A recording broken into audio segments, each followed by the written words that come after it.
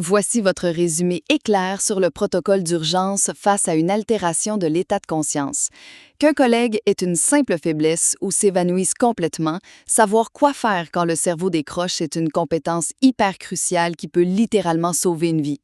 Premièrement, il faut repérer les signaux d'alarme, qui peuvent aller d'une grosse somnolence à l'inconscience totale. L'urgence absolue, c'est de détecter un AVC en utilisant l'acronyme VIT. V pour visage affaissé, I pour incapacité à lever les bras, T pour trouble de la parole, puis E pour extrême urgence. Bref, on appelle le 911 tout de suite. Deuxièmement, lors d'une faiblesse soudaine, mettant que la personne devient très pâle, en soir ou étourdie, mais reste réveillée, c'est bien simple. On l'allonge au sol ou on la fait asseoir, la tête entre les genoux, pour amener le sang direct vers son cerveau. Finalement, on sécurise la perte de conscience. Si la personne répond plus pantoute à votre voix, c'est le 911 direct. Ensuite, on applique l'ABC. On vérifie les voies respiratoires, la respiration, puis la circulation. La règle d'or, s'il n'y a pas de traumatisme, roulez doucement la victime sur le côté en position latérale de sécurité et on lui donne absolument jamais rien à boire ou à manger. En gros, évaluer la situation et protéger les voies respiratoires sont vos meilleures armes. Pour maîtriser ces étapes vitales, je vous invite à écouter notre épisode complet sur ce sujet qui suit à l'instant. Bienvenue pour cette nouvelle exploration en profondeur.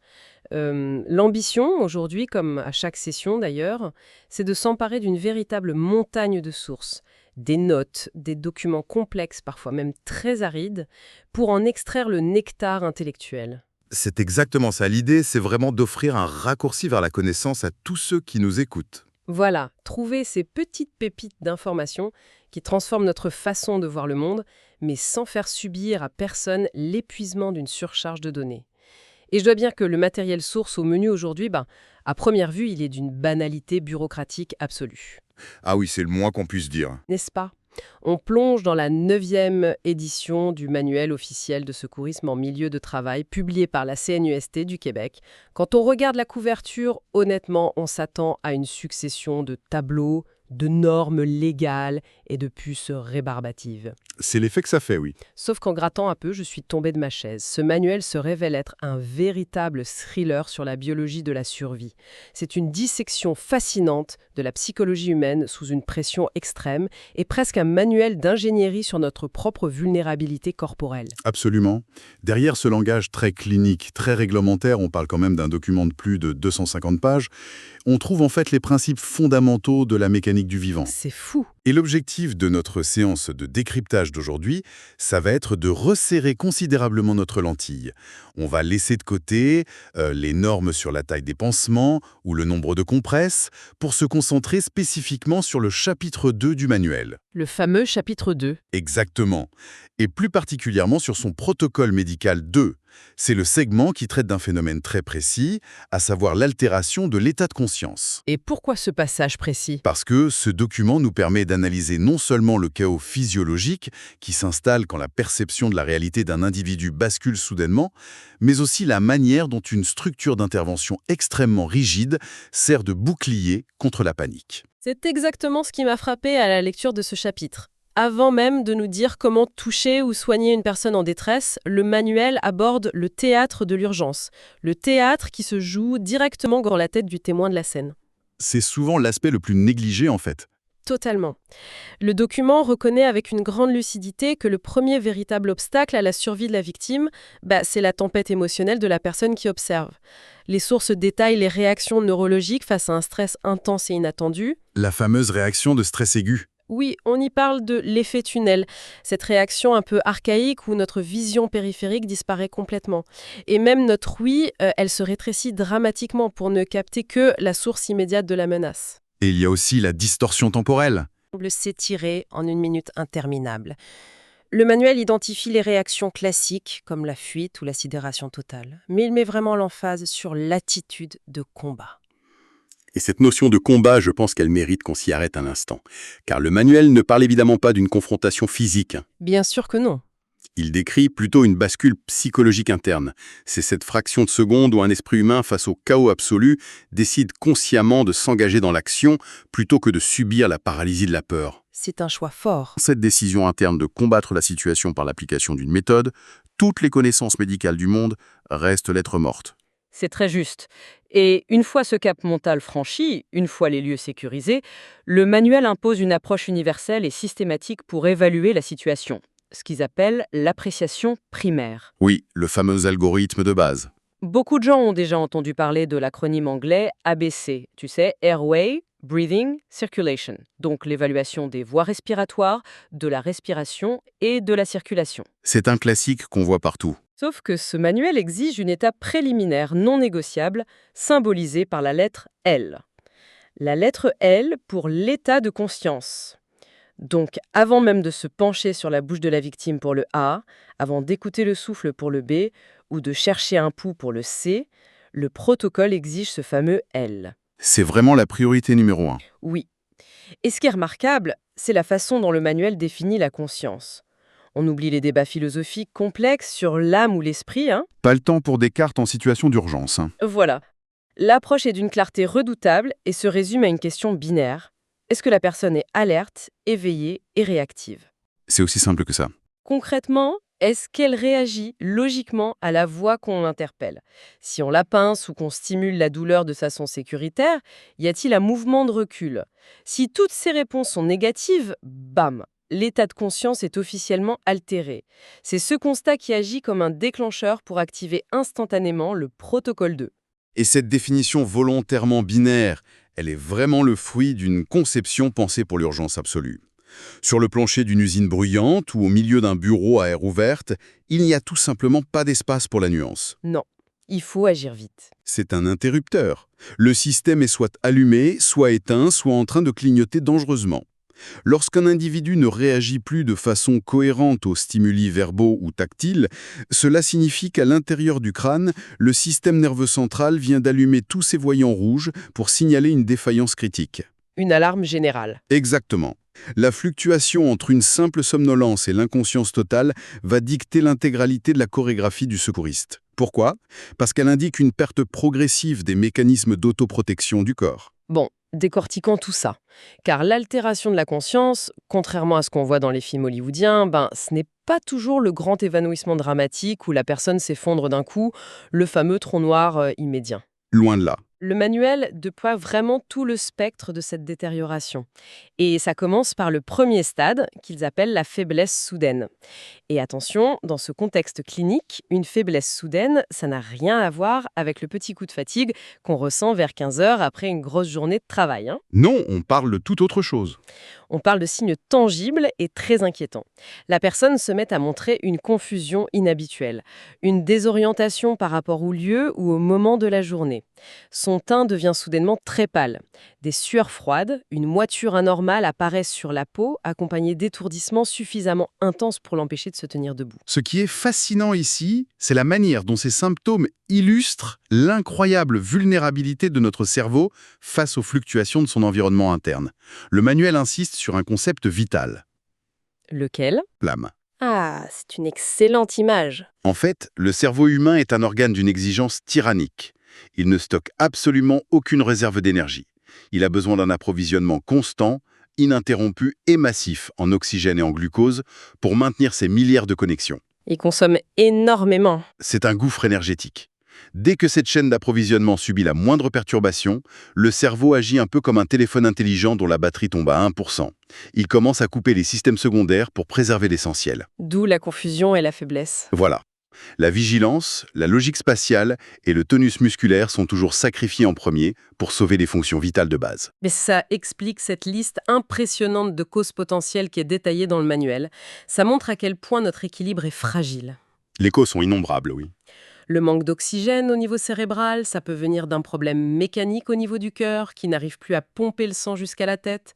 Ça peut être un trouble métabolique, comme une hypoglycémie sévère liée au diabète où le cerveau manque littéralement de carburant. Le sucre manque et tout s'éteint. C'est ça. Le document souligne aussi les risques toxiques, particulièrement en milieu de travail. On pense à l'inhalation de solvants industriels ou encore à l'effet dévastateur d'une surdose d'opioïdes. Comme le fentanyl, tristement célèbre. Oui, qui vient complètement éteindre la commande respiratoire à la source. Sans oublier, bien sûr, le choc traumatique, où la douleur et le stress font chuter la pression artérielle d'un coup. Et face à cette jungle de causes qui sont pour la plupart invisibles à l'œil nu, le manuel impose une règle d'or universelle, une ligne rouge à ne jamais franchir. Ah oui, et il s'agit de la proscription absolue de donner quoi que ce soit par la bouche. C'est une règle très stricte qui se heurte frontalement à nos instincts les plus profondément ancrés. Tellement. L'impulsion humaine face à quelqu'un qui a un malaise, c'est presque toujours de l'asseoir et de lui tendre un verre d'eau ou de l'eau sucrée. Mais le manuel martèle que c'est une erreur potentiellement fatale lorsque l'état de conscience vacille. C'est dingue, parce que proposer un verre d'eau, ça semble être notre panacée pour tout, hein, d'un orteil cogné contre un meuble jusqu'à un chagrin d'amour. C'est le remède universel de grand-mère. Mais ici, c'est un piège redoutable. La mécanique derrière cette interdiction, elle repose sur la perte d'un mécanisme de survie invisible. Le réflexe nauséeux et le réflexe de déglutition.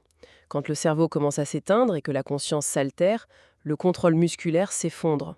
Tout devient flasque. C'est ça. Le petit clapet de sécurité au fond de notre gorge, l'épiglotte, qui s'assure normalement que les liquides vont bien vers l'estomac et non vers les poumons, devient inopérant.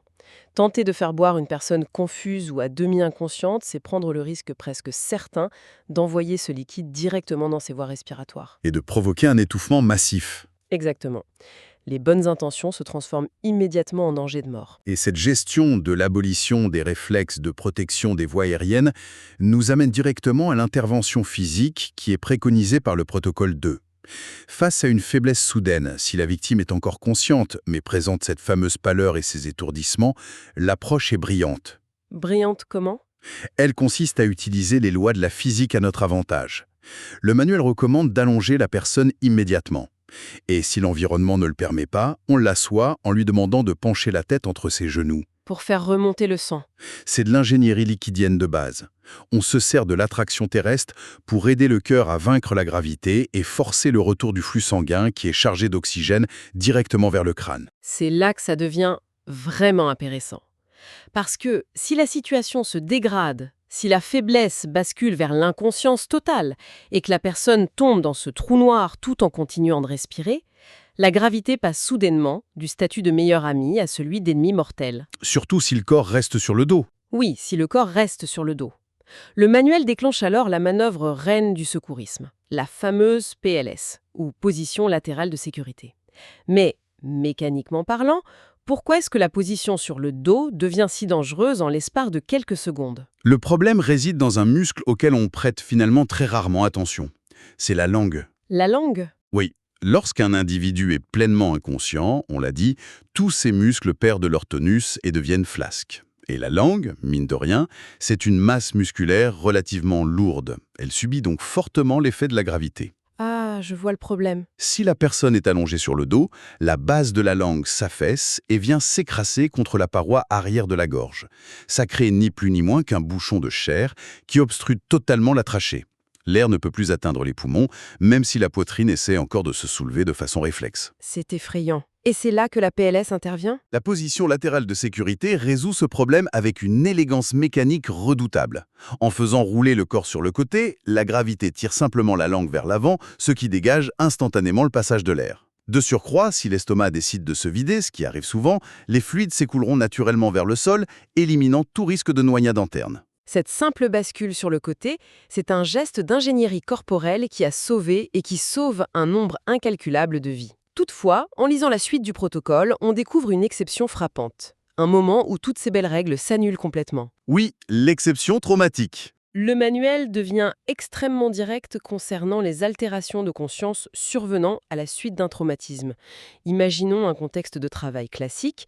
Un individu fait une chute vertigineuse depuis un échafaudage, il heurte violemment le sol et perd connaissance. On sait que sa langue risque de bloquer sa respiration s'il reste sur le dos, n'est-ce pas Sam ? C'est la logique qu'on vient d'établir. Pourtant, dans ce cas précis, le manuel nous ordonne de ne surtout pas le mettre en position latérale de sécurité. Cela soulève une question importante. C'est en fait l'un des plus grands dilemmes en secourisme. C'est la balance des risques. Dans le cas d'un traumatisme violent, la probabilité d'une lésion à la colonne vertébrale est immense. Et la colonne vertébrale protège la moelle épinière. C'est l'autoroute de l'information nerveuse. Une vertèbre fracturée lors de l'impact devient aussi tranchante qu'une lame de rasoir. Manipuler le corps pour le mettre sur le côté, ou pire, soulever les jambes ou manipuler le cou, ça risque de faire glisser cette vertèbre et de sectionner irrémédiablement la moelle épinière. Oh mon Dieu! Les conséquences passent alors d'une urgence gérable à une paralysie irréversible, voire un décès immédiat. La directive devient donc très stricte. On ne déplace sous aucun prétexte le corps et on se contente de maintenir manuellement la tête dans la position exacte où on l'a trouvée, pour empêcher absolument tout mouvement latéral. Mais attends, ça crée un paradoxe terrifiant sur le terrain. Si la personne est sur le dos inconsciente après une chute, qu'on n'a pas le droit de tourner son corps pour dégager la langue et qu'on entend sa respiration bloquée, comment faire pour rétablir le passage de l'air sans manipuler les cervicales? C'est là que le manuel évoque une technique très spécifique. Laquelle? Pour résoudre cette impasse mortelle, le manuel enseigne une manœuvre appelée la subluxation de la mâchoire. Le terme technique peut sembler vraiment intimidant, mais le geste physique en lui-même est très logique. Comment on fait ça? Plutôt que de basculer le front vers l'arrière et de soulever le menton, ce qui tordrait immanquablement les vertèbres cervicales, le secouriste place ses doigts derrière l'angle de la mâchoire inférieure de la victime, sous les oreilles, et la pousse doucement vers l'avant. Comme si on déboîtait un peu la mâchoire. Exactement. Imaginez le mouvement d'un tiroir qu'on ouvre en le tirant vers soi. En avançant ainsi l'os de la mâchoire, on entraîne mécaniquement la langue vers l'avant, la décollant du fond de la gorge. Sans bouger le cou. Les voies respiratoires sont dégagées, l'air circule de nouveau et la colonne vertébrale n'a subi aucune flexion. Mais c'est une procédure qui exige un sang-froid absolu. Cette précision clinique est impressionnante. Et en parlant de sang-froid, le protocole 2 dédie une section entière à un autre cas de figure. Un cas où le cerveau s'attaque de l'intérieur, de manière totalement autonome. Je parle de l'accident vasculaire cérébral, le fameux AVC.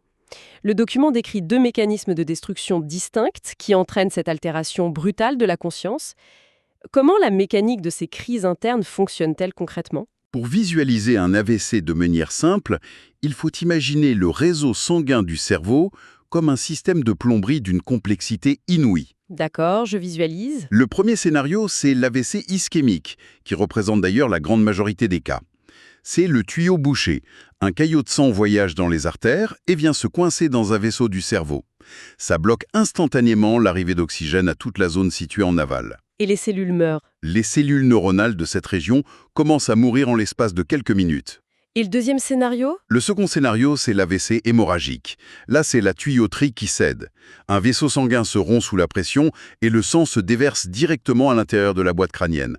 Non seulement les cellules ne sont plus nourries, mais l'accumulation de sang crée une pression physique écrasante sur le tissu cérébral environnant. Une pression qui détruit tout sur son passage? Dans les 2 cas, le résultat extérieur est le même. C'est une perte de fonction fulgurante. Et pour détecter ce cataclysme interne alors qu'on est sur notre lieu de travail, au resto, bref, sans aucun équipement médical sous la main, le manuel propose un outil mnémonique génial, l'acronyme VITE. VITE. C'est conçu pour que n'importe quel individu puisse faire un bilan neurologique rudimentaire en quelques secondes. C'est un outil très puissant. Le V demande de regarder le visage de la personne, souvent en lui demandant de sourire ou de montrer les dents. Ce qu'on cherche, c'est un affaissement, une asymétrie où une moitié de la bouche ne bouge plus. Le I correspond à l'incapacité. L'incapacité physique, oui. On demande à la personne de lever les 2 bras devant elle. Si un bras retombe lourdement ou ne peut tout simplement pas se lever, cela indique une paralysie unilatérale. Le T cible les troubles de la parole. La victime articule mal, elle utilise des mots incompréhensibles ou semble carrément incapable d'interpréter une consigne simple. Enfin, le E dicte la conduite. Extrême urgence, appel immédiat au 911. Et le choix de cet acronyme VITE n'est pas fortuit, car le temps est vraiment l'ennemi numéro 1 lors d'un accident vasculaire cérébral. D'ailleurs, le manuel insiste lourdement sur la nécessité de noter l'heure exacte à laquelle le premier symptôme est apparu. J'ai remarqué ça, pourquoi l'heure exacte? Cette donnée n'est pas du tout destinée à remplir des formulaires administratifs pour les assurances. Dans les hôpitaux, il existe des médicaments puissants appelés thrombolytiques qui sont capables de dissoudre le caillot de sang dans le cas d'un AVC ischémique. Ça débouche le tuyau, en gros. Voilà. Toutefois, ces traitements ne peuvent être administrés que dans une fenêtre temporelle extrêmement stricte de quelques heures après le début de la crise. Au-delà, les dommages sont irréversibles ou les risques d'hémorragie deviennent trop grands à cause du médicament. Chaque minute compte. Fournir l'heure exacte aux ambulanciers, c'est littéralement sauver une partie du cerveau de la victime. Le manuel souligne également l'importance de ne jamais sous-estimer un AIT, l'accident ischémique transitoire. Cet AIT, c'est ce qu'on appelle souvent dans le langage courant un mini AVC. C'est quand la plomberie se bouche, les symptômes apparaissent de façon terrifiante, le visage s'affaisse, mais soudainement, miracle, le caillot se disloque de lui-même. En quelques minutes, la personne retrouve toutes ses capacités. C'est souvent très trompeur. La tentation humaine est immense à ce moment-là de se dire « bon, plus de peur que de mal », de s'asseoir, de boire un café et de reprendre le travail. Mais le manuel est catégorique là-dessus. C'est un séisme précurseur. Absolument. C'est le signal d'alarme absolu qu'un AVC majeur et potentiellement fatal est en train de se préparer. L'ignorance d'un AIT est l'une des erreurs les plus tragiques en milieu de travail. Il faut réagir avec la même urgence. Oui, l'approche rigoureuse face à ce spectre d'urgence démontre d'ailleurs que l'intention de la CNSST n'est pas du tout de transformer les employés en médecins urgentistes capables de poser un diagnostic pointu. Ce serait impossible. La véritable intention, c'est d'implanter un algorithme de décision sécuritaire qui permet de maintenir la vie jusqu'à l'arrivée des professionnels sans aggraver la situation par des manœuvres empiriques ou des réactions instinctives nuisibles. Alors, qu'est-ce que tout cela signifie? Pourquoi, au fond, pour quiconque nous écoute, explorer si intensément un document qui est à la base destiné à des comités de santé et sécurité au travail? Mais la réponse réside dans la nature même de notre quotidien. Tout le monde est concerné. Notre existence, qu'elle soit professionnelle ou personnelle, nous met en contact perpétuel avec d'autres êtres humains. Une altération de la conscience, ça ne prend pas de rendez-vous et ça ne limite pas ses apparitions aux heures de bureau. Ça arrive au supermarché, dans la rue, à la maison. Comprendre la mécanique d'une faiblesse soudaine, savoir observer une asymétrie sur le visage d'un proche, réfréner notre impulsion universelle de donner un verre d'eau à un individu désorienté, ou maîtriser la logique derrière la bascule latérale d'un corps inconscient, ce sont des compétences universelles. Ce savoir technique ne devrait absolument pas être l'apanage des seules blouses blanches. Si on relie ça à la situation dans son ensemble, la véritable puissance d'une telle documentation dépasse amplement la simple transmission de connaissances anatomiques. Son pouvoir le plus profond est psychologique. C'est très vrai. On disait au début que le chaos est le principal ennemi de la survie. Lorsqu'un collègue s'effondre ou qu'un inconnu perd connaissance dans la rue, le cerveau primitif du témoin non préparé a tendance à figer ou à fuir. On l'a vu avec la réaction de stress aigu. Posséder un protocole structuré dans un coin de son esprit, même réduit à l'essentiel, tu sais, sécuriser le périmètre, évaluer la conscience, dégager les voies respiratoires avec la bonne posture, ça agit comme l'antidote parfait contre la paralysie de la terreur. Ça donne un mode d'emploi. Cette structure mentale transforme l'observateur impuissant, qui est souvent terrorisé à l'idée de commettre une erreur fatale, en un maillon robuste et proactif de la chaîne de survie. C'est un canal qui permet de transformer l'adrénaline de la panique en une action déterminante. C'est un changement de perspective formidable. Avoir un plan d'action donne à notre esprit une rampe de lancement logique, au lieu de sombrer dans l'abîme de l'impuissance. Et avant de clore cette vaste analyse détaillée, il y a une dernière pépite de savoir nichée dans ces pages. Une subtilité clinique remarquable qui est abordée dans la section traitant des environnements extrêmes et de l'hypothermie. Ah oui, un point crucial. Le manuel précise une chose profondément contre-intuitive. Une altération de l'état de conscience qui se traduit par une irritabilité soudaine, une grande confusion ou une somnolence ténace peut parfois être l'unique symptôme visible d'une hypothermie sévère. Et c'est là le piège. Pas de grelottement spectaculaire, pas de dents qui claquent, pas de tremblement incontrôlable, juste un esprit qui s'embrume. Cette observation clinique est primordiale. L'hypothermie, c'est une condition sournoise. Lorsque la température centrale chute drastiquement, le métabolisme ralentit considérablement. Le cerveau, privé de sa chaleur optimale de fonctionnement, devient incapable de traiter les connexions synaptiques correctement. Il tourne au ralenti littéralement. De l'extérieur, l'individu peut simplement sembler en état d'ébriété, profondément là, ou manifester une saute d'humeur incompréhensible.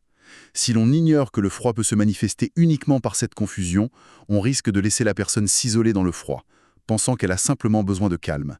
Alors qu'en réalité, ses fonctions vitales s'éteignent à petit feu. Une pensée qui invite véritablement à l'humilité et à la vigilance. Combien de fois a-t-on pu croiser quelqu'un de confus en plein hiver, assis sur un banc, et tirer des conclusions hâtives sur son état de fatigue ou sa sobriété? Trop souvent, malheureusement. On pourrait s'en agacer ou l'ignorer, alors qu'en réalité, la biologie de cette personne est en train de capituler en silence. C'est un appel puissant à observer notre entourage avec un œil critique, au-delà des apparences trompeuses, et à se souvenir que l'état de notre esprit est indissociable de la fragile mécanique de notre corps. L'information bien comprise est décidément notre meilleur outil de survie. Absolument.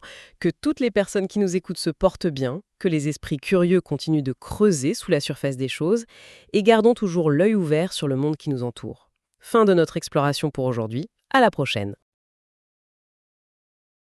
Les informations présentées dans cet épisode sont offertes à titre informatif et pédagogique seulement. Ce balado ne remplace pas une formation officielle en secourisme en milieu de travail, reconnue par les autorités compétentes. Pour obtenir une certification valide, il est essentiel de suivre un cours accrédité auprès d'un organisme reconnu. Le contenu de ces épisodes est élaboré avec soin, en s'appuyant sur les standards actuels du secourisme et produit avec l'aide d'outils d'intelligence artificielle. Malgré toute l'attention portée à l'exactitude des informations, certaines imprécisions peuvent survenir. Ce balado ne constitue pas un document officiel reconnu par la CNESST ni par des organisations telles que Cœur et AVC, la Croix-Rouge ou toute autre autorité réglementaire. Notre objectif est simple, vous aider à réfléchir, réviser et approfondir vos connaissances en secourisme dans un format accessible et complémentaire à votre formation. Merci d'être à l'écoute et surtout, continuez à vous former.